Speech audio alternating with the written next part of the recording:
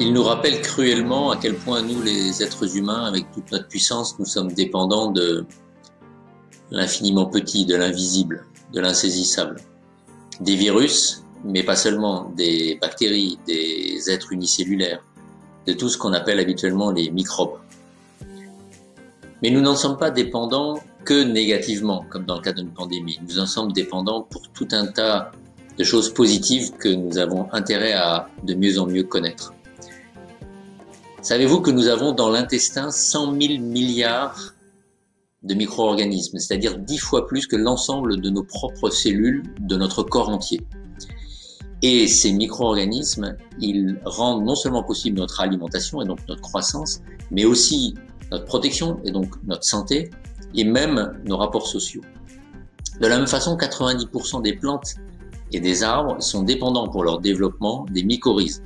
Les mycorhizes, ce sont ces organes mixtes qui sont l'association d'une plante et d'un champignon. Une plante qui va, par la photosynthèse, capter la lumière du soleil et la transformer en alimentation, en sucre composé, et la partager, cette alimentation, avec les champignons qui constituent la mycorhize, qui vont, par leurs filaments, leurs hyphes, aller rendre disponible de l'eau bien au-delà des racines de la plante, et aussi des minéraux qu'il va rendre disponibles de la roche-mère, du sol. Et donc cette collaboration va permettre à la plante de grandir et aux champignons aussi.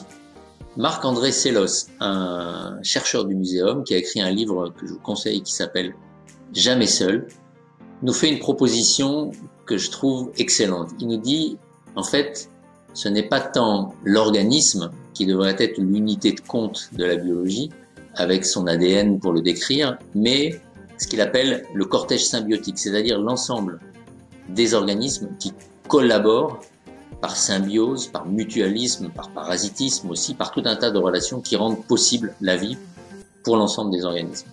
Et je pense que c'est très vrai, il appelle ça l'holobionte. Holos, en grec, c'est l'ensemble, et bionte, c'est les vivants.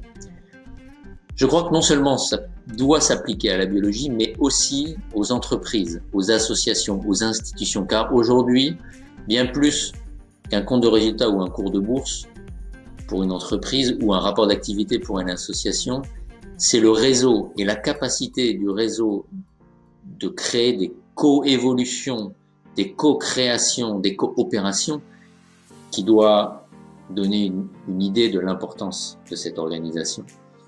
C'est là-dessus que nous avons mis la focale chez Kinomé depuis 15 ans maintenant. C'est comme ça que nous réussissons à toucher plus de 2 millions de personnes à une quinzaine, parce qu'en fait, c'est pas une quinzaine, mais c'est à plusieurs centaines et même plusieurs milliers. Et je crois que c'est quelque chose que nous devons encore approfondir, nous, chez Kinomé et ailleurs, si nous voulons vraiment mettre fin au changement climatique, à l'érosion et même l'effondrement de la biodiversité, aux inégalités. Si nous voulons avoir une vraie action systémique sur le monde, nous avons besoin de travailler beaucoup plus comme les micro-organismes, comme les virus, comme les bactéries, comme l'ensemble du monde invisible.